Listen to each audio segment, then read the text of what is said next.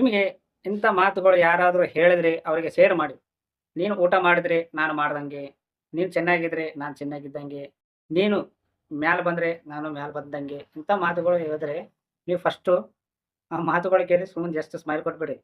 ನೀನು ಊಟ ಮಾಡಿದ್ರೆ ನಿನಗೆ ಹಸು ತುಂಬುತ್ತೆ. ನಿನಗೆ ಹಸುವಾದ್ರೆ ನೀನು ಊಟ ಮಾಡಿದ್ರೆ ನಿನಗೆ ಹೊಟ್ಟೆ ತುಂಬುತ್ತೆ. ನಾವು ಊಟ ಮಾಡಿದ್ರೆ ನನಗೆ ಹೊಟ್ಟೆ ತುಂಬುತ್ತೆ. ಕೇವಲ ಮಾತುಗಳು ಕೇಳೋಕೆ ಮಾತ್ರ ಚೆನ್ನಾಗಿ ಕಾಣಿಸುತ್ತೆ. ರಿಯಲ್ ಲೈಫ್‌ನಲ್ಲಿ ಅಲ್ಲ.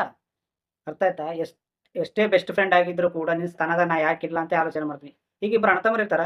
ಯಾವುದೋ ಒಂದು ಫಂಕ್ಷನ್‌ಗೆ ಹೋಗಿದಾಗ ಒಬ್ಬ ದುಡ್ಡಿದ್ದ ವ್ಯಕ್ತಿ ದೊಡ್ಡ ಬ್ರದರು, ನಾರ್ಮಲ್ ವ್ಯಕ್ತಿ ಸಣ್ಣ ಬ್ರದರ್. ಈ ದುಡ್ಡಿದ್ದ ವ್ಯಕ್ತಿಗೆ ಎಲ್ಲರೂ ಅವ್ರಿಗೆ ಮಾತಾಡ್ತಾರೆ, ರೆಸ್ಪೆಕ್ಟ್ ಕೊಡ್ತಾರೆ. ಈ ಬಾಜಿಗಿದ್ದವ ಏನ್ ಮಾಡ್ತಾರೆ? ಅರೆ ಅವನ ಹತ್ಲೆ ನಾ ಯಾಕಿಲ್ಲಪ್ಪ, ನಾನು ಯಾರು ಕೇರ್ ಮಾಡ್ತಾ ಇಲ್ಲ. ಒಂದು ವೇಳೆ ಅವನ ಸ್ಥಾನದಲ್ಲಿ ನಾ ಇದ್ರೆ ಹೇಗಿರುತ್ತೆ ಅಂತ ಅನ್ಕೋತ ಮನಸ್ಸಿನಲ್ಲಿ. ಸುಮ್ಮನೆ ಜಸ್ಟ್ ಅವೆಲ್ಲ ಮಾತುಗಳಷ್ಟೇ. ಕೆಲವೊಂದು ಮಾತುಗಳು ಸುಳ್ಳು ಆಡಿದ್ರು ಚೆನ್ನಾಗಿ ಕಾಣುತ್ತೆ. ಹಾಗಂತ ಚೆನ್ನಾಗಿ ಕಾಣುತ್ತೇವೆ ಅಂತ ನೀವು ಪ್ರತಿ ಸಾರಿ ಆ ಸುಳ್ಳಿಗೆ ನೀವು ಅದಕ್ಕೆ ರೂಢಿ ಮಾಡ್ಕೊಂಡ್ರೆ ನೀವು ಜಿಂದಗಿನೇ ಮ್ಯಾಲ್ ಬರಲ್ಲ. ತಿಳ್ಕೊರಿ ಫಸ್ಟ್.